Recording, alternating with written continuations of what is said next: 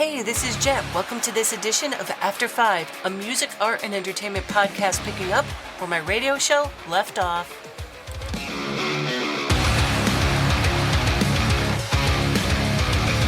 Welcome, everybody, to After 5, and I have my next guest with me. I have Bruce Lamont of the band Yakuza. Welcome to the show, Bruce. Thanks for having me. Appreciate it. So Yakuza is like what? Japanese mafia? Is that how you guys envision your music? Sort of outsiders, criminals in the world of music. Sure, yeah. So Bruce plays sax and clarinet in the band, as well as doing vocals and effects. Now, was sax or clarinet like the first instruments you've played, and when did you start playing? It was one of them. Yeah, I started playing music. I played viola for a year before I started the saxophone. That was like age, I think it was 8 when I started the viola. Did that for a year. Then I switched over to the saxophone at about 9. Kind of gave it up for a couple of years. I was a kid of the 1980s, and saxophone didn't resonate as much as, say, a BC Rich Warlock did. So I traded in my sax for one of those for a couple of years. This is like 87, 88. And then in the early 90s, I started working at a record store in like the late 80s. I really got exposed to like a lot of different styles of music, particularly jazz and improvisational music. So I did kind of a 180 from like some serious, like, later 80s, like speed thrash death metal to some, improvisational jazz. And also I still like heavy music though. I fell in love with all those things that came out of like the Sub Pop label and like the late 80s, early 90s, you got your Soundgardens, and I was literally just listening to Dirt by Alice in Chains a couple of minutes ago. So all that stuff was still kind of there, but also, the jazz. So, you put those two together and here you have it. And I picked the saxophone back up in 1994 and I've been playing it ever since. And, like you said, you were working in a record store, which is cool because you are exposed to so much different music there. And, you do play guitar and you are playing the, clarinet and the saxophone. So how did you kind of meld your like clarinet playing and saxophone playing into like kind of this metal-ish type of music? So when we first got together as a band, I just tried out as the vocalist, and once I was the last guy to join the band, and I think I had thrown something in. I put an ad in the Chicago Reader right before that, and they saw it. It's like play other instruments, prefer just to sing. They kind of asked like, "Hey, what else do you play?" And I go, I play guitar, I play bass. I'm looking at the guitar player and the bass player, and they're both like, yeah, we got that covered. And then I go, and then I play saxophone. And literally everybody in the band was like, what? You play what? And I was like, saxophone. And they're like, dude, bring that down. And I didn't really, I didn't have a clear vision back, early in the early days of Yakuza of seeing it actually like, work within the band. But I brought it down and we started jam, and I had a couple of thoughts right out of the gate, but then, after 6, 7, 8 months, I started to utilize it with some like effects pedals, some like reverb pedals and delays, kind of the same ones that our guitar player and bass player were using. So it's kind of like this like psychedelic, melding of the sounds that all kind of work together, and that's how it started. And then just kind of been, it's still a work in progress always, but that's kind of where it started, and it's kind of grown from there, and that's my story. That's all I got. Were you in any bands like prior to Yakuza? I was in some Chicago bands, yeah. Mostly local stuff, nothing to write home about. And it was like some like rock alternative stuff, but then also like I did play in a band that was kind of like sort of improvisational music, but more in like a jam band sense, but it wasn't like a hippie thing. It was kind of tribal and weird. And there was, one of the shows we did, everybody in the band decided they're going to play drums except for me. So there was like 6 drummers and a saxophone, and that was it, and we would just go and, play wherever we could and things like that. I think we called ourselves HHHH just to be goofy or some shit. I don't remember. Yeah, it was like later, the later 90s. I kind of wanted to get back into playing out live, and I was looking for something interesting to get involved in. And I just had gotten exposed to some metal around that time that I thought was, or I should say, not I don't want to limit to just metal, but like heavier music. I got exposed to like Meshuggah, Destroy, Erase, Improve, Neurosis. And there's this band from New York I love, and I still love today. They're called Candiria. Mm-hmm. And I heard I think it was Beyond Reason of Self-Doubt or something like that. I think it's the name of their album. I could be blowing that, but sorry, Candiria. Anyway, I heard these bands. I was like, wow, these bands are like taking like a kind of a new twist on the heavy, and I like it. Mm-hmm. I want to try to get involved in something like that. And the first time I, sat in with the other three from Yakuza, I was like, holy shit, this is it. So I was hooked, and haven't looked back since. So with Yakuza, how would you describe your music to people? Worldly, we're open to all kinds of sounds. There's nothing. I mean, at the very core of it, yes, it is heavy, and that's what we're into, and we're into it. We're not into being. We tend to get intense when we play, and we like that too. But also, like I said, sonically, we like all kinds of sounds. More on the acoustic end of things, like the sound of the horn as it is really neat, as well as as drums as being as organic as possible, that kind of thing. But also, I do love those effects too. So it's kind of a little mix of both worlds, I guess. So that's. But I like to use the word worldly, like world. If anyone classified us as world music, I would be totally okay with that. So how would you say that the band has like kind of evolved over the past couple of decades? Well, we've had different members. Mm-hmm. The OG Yakuza ended in 2003 when Eric Plunka, the original guitar player, left the band, and then enter Matt McClelland, who has been playing guitar ever since. And then we had Eric Clark, who played bass, and he skedaddled. And then we had a slew of bass players. I think with every different songwriting partner, that had some influence on, what we were doing at that time. Mm-hmm. That being said, I think the guys that have been in the band, Jim Staffel is the drummer, and myself, and then Matt, like I said, has been in the band for 20 years. I think we've all kind of maybe just, as we've gotten older, maybe we've matured a little. Ooh, it's such a icky word. Matured. What the hell? I can't believe that just came out of my mouth. But all kidding aside, yeah, I think we've been doing this long enough, and have been willing to try new things, and that could be scary sometimes, because that doesn't guarantee. And when I say the word success, I don't mean success like in anything other than being satisfied with what you create. I'm not talking about like some kind of monetary album thing, about the like album selling thing. We don't give a fuck about that. We've never sold that many records, and we don't care. That's not why we do this. So that's something I would say we've evolved a bit over time. So what would you say have been like some of your biggest challenges along the way? Well, personally, I just can't say no to projects. So half the reason why it took us 11 years to get a record out is because I decided to join like 6 other bands at the same time as being in Yakuza. So that's a challenge to say no to music, and we're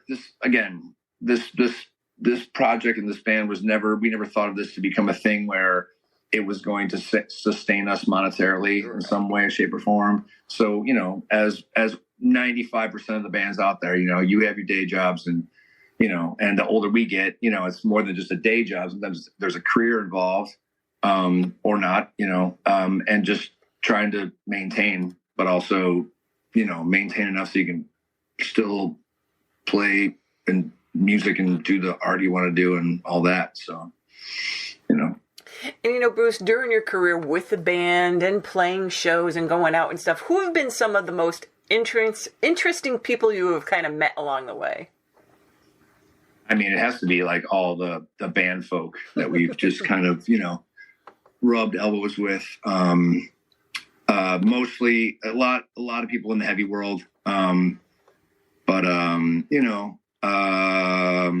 We made friends with the Mastodon guys in the early days of Yakuza and the early days of Mastodon. I've stayed friends ever since.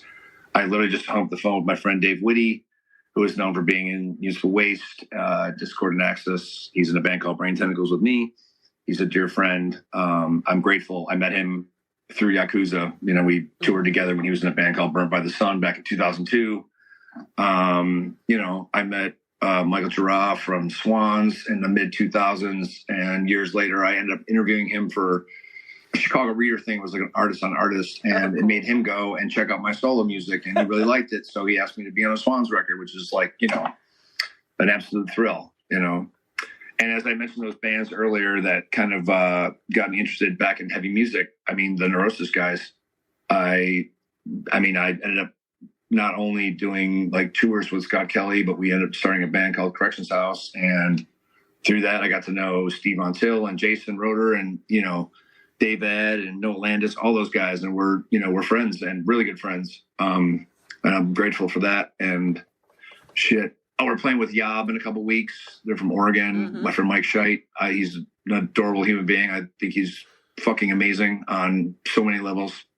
And, we met like 20 years ago and, we've been buds ever since. And like I said, I also hold him in very high regard musically. So yeah, I'm just literally pulling names like out of the air. I can't even tell you. I got to play with Napalm Death last year. That was pretty cool. I sat in with them for a song. I did it one other time before, but that was like a real treat. I've been a long time fan of that band, so yeah. And a band called Dry Cleaning from London. They're kind of a newer band, more of an indie rock, but really unique. I did a couple shows with them. They're fucking awesome. Just check them out. They're pretty sweet. I'm going to. And now you guys, the band, have a new album coming out. So who wrote the lyrics for this album? I did. Okay, so the new album is called Sutra, and it's been 10 years since your last release, and the whole planet has changed so drastically in those 10 years. Now, did all that has been going on been reflected in any way in your new album, either musically or lyrically, Bruce? Oh, no, we were dark long before anything that's happened in the past decade. So it just kind of is a continuation of that. But I did want to say that actually it's been almost 11 years since we put an album out. But I actually had to look the date up because I don't want to be a little smarty pants, October 16th, 2012 was the last album we put out called AUL. So this is 11 years and 6 months, 7 months. Yeah. Long time. And how many hours, minutes, and seconds? Touche. I don't know. I didn't go that far. I should have looked though, So, like I said, this is what you get trying to be a little smarty pants. You get burned. I'll kidding aside again. There's always things in life, that rear their head into, lyric ideas. I like to keep things kind of ambiguous and, let people interpret it the way they want to. And I'm big into wordplay and Jim Staffel, our drummer, he actually like tosses me like song titles. He'll like come up with a song title and I might base something around that. He threw a couple song titles out this time and I didn't end up writing any lyrics to them, but that is some kind of like our MO, but, yeah. Besides the song called Alice, which I did a little interview, not interview, but like a short on Instagram today asking the origins of the song Alice. And I explained that, that it was like a working title for one of our tunes because it kind of reminded us of Alice in Chains. And I kind of took that and I went back and reread Alice in Wonderland, which I hadn't read in a long time. And I kind of like reinterpreted that story. And that's probably like the most, poignant, cohesive, lyrics out of all the songs. That is definitely like a very focused lyric theme, just for that one. The rest of them, like I said, all over the place. It sounds like a crazy person. Well, there are no crazy. We're all crazy. Everyone's crazy. I was going to ask you who is Alice, and now I know about that. And now, so why did you guys want that particular song to be like the first one you introduced to the world? Good question. We put it to a vote as a band. I couldn't pick any of them. I said any song is fine with me, and then we all kind of just we had to pick a couple. So it was voted. It was voted on by the band. That's why that song was the first one. But it also it's kind of a fun one to talk about. Because like I said, we don't hide any influences. And like Matt McClellan said, it reminded him of an Alice in Chains song. I said, cool. And also it's a homage to Alice in Wonderland. So it's Alice all day. There you go. And now listening to the album, there's like so much going on musically. So how do you even go about writing your parts for this music along with all the other musical parts going on there? So as I've told some other people, the way we kind of, go about these things is we start with the riffs and the rhythms and we build from there. And usually my parts, as far as the horns and vocals and things, are probably the last thing that actually get kind of thrown into the pot. I have a couple ideas I kind of throw out there, and we, I'm always in the room when we're like, editing down certain parts or adding to or whatever, and then when I start to piece together some of the vocal ideas, mostly that's when I go back and be like, hey, can we shorten this, lengthen this, blah, blah, blah. I've got this idea for these X amount of words, kind of want it to go this long. That's kind of our approach in a nutshell, And now, have you been actively writing for this album over the past 11-ish years?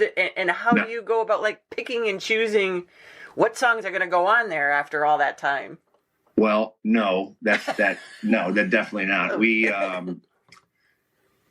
We were, I don't like saying that we went on a hiatus or anything like that. We had just slowed down a bit for a couple of years, and then we kind of reconvened in 2017. And this is with our last bass player, Ivan Cruz. We actually got asked to play the 25th anniversary of a club that I work at called Empty Bottle. Mm-hmm. They were having they wanted to have certain bands play these like special anniversary shows. We were a band that played there a lot. So the owner approached me and was like, what's the chance we can get Yakuza to, do a show? And I said, I don't know. We haven't played in like 4 years, but Jim and I sat down and, we're buds. And I said, hey man, we got asked to do this thing. What do you think? He's like, let's fucking do it. But it was great because it actually kind of, got us back in the swing of things. Unfortunately, we did realize that it was time to part ways with Ivan right then and there, but no stress. He's a really good human, and we just needed to go in another direction, and we weren't really freaking out about finding anybody, but that person found us, and his name's Jerome Marshall.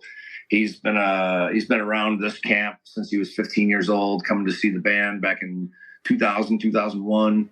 An amazing musician, great songwriter. He fits right in, and that's when we started to work on the album. Was in early 2018, and we took our sweet time, on that. And a couple things happened between 2018 and now. Just a few things. Yeah. Got a couple two treat things. We won't even say that word, or we won't make any reference to what may or may not have happened. As far as we know, like the Loch Ness Monster put its head through my window and took me away to the sea for 2 years. Or, I'm sorry, I'm just being silly. So did you guys do anything differently, like in writing or recording this time around?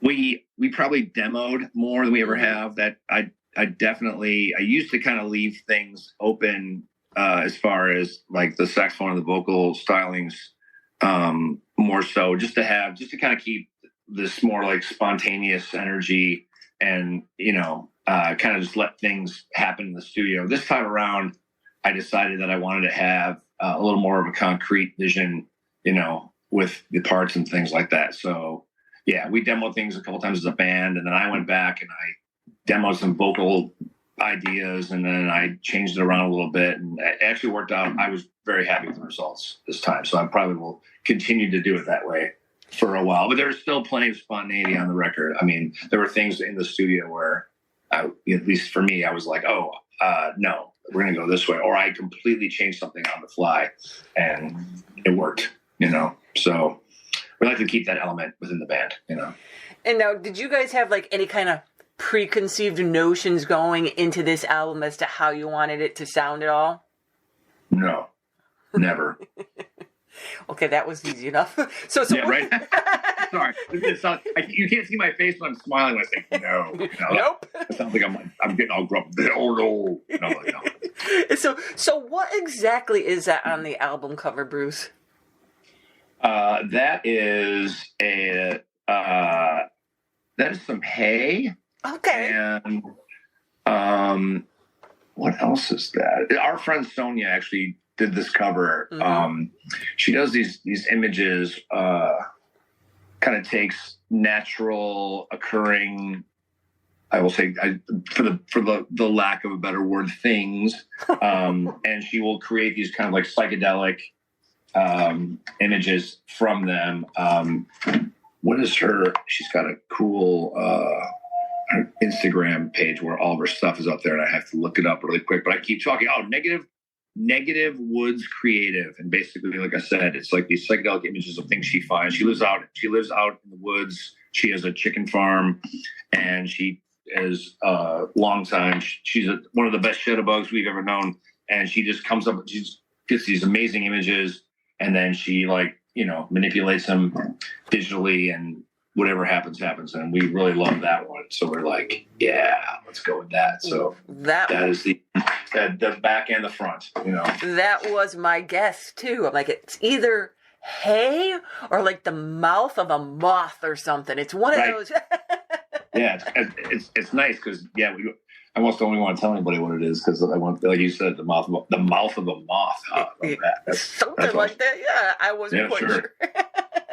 Now, the album releases on May 19th off of Svart. So now, are you guys going to be doing any kind of like release parties or shows going on throughout the year? We'll be playing shows throughout the year for sure. Like I mentioned, we're playing with Yob and Cave-In here in Chicago at a place called Thalia Hall. I happen to work there as well, but it's this nice 1,000-cap, gorgeous old restored theater, and that's kind of sort of our record release show. Not really, we got a few other things in the we get some irons in the fire, I must say, but can't quite say just yet what's going to happen beyond that. If people want to learn more then about the band and find out where these places are that you're going to be playing in the future that you can't talk about yet, what are the best sites that they can go to for that? Well, we have an Instagram, Yakuza Dojo, DOJO. One word, real simple to remember. I would go there, and it will link you to anything else that we, any other pages that we have besides that. I mean, we have the Facebook and all that kind of stuff, but the Instagram is the one we kind of use to, have fun and, get the word out to the people. You know what I mean? So. And there you guys go. Yakuza have a new album out off of Spark called Sutra. You all can check out some of their music, pick up all kinds of merch. You can just go to their Instagram and find the links to all that kind of stuff. And Bruce, thank you so much for taking the time to talk with us today. And I wish you and the band all the best. Thank you very much. Thank you for your time as well. And have a lovely, lovely day.